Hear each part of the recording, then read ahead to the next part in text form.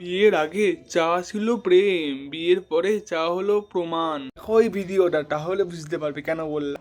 বউ শোনো, আমার এই চাটা না মিষ্টি হয় নাই, তুমি একটু মিষ্টি করে দিবা। দাও। হ্যাঁ, মিষ্টি হয়ে গেছে। Thank you.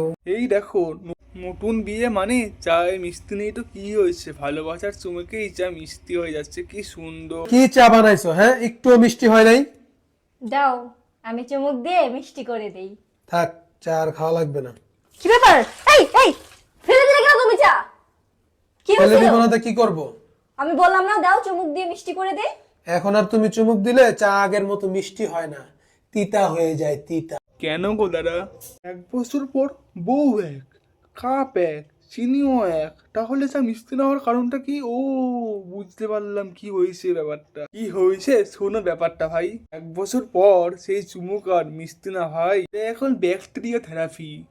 হেঁটে গেলে একটু তো লাগে, আর কি করবে স্বামী। আমি ভাবছি এরপর তুমি বাড়িতে থাকতে পারবে তো?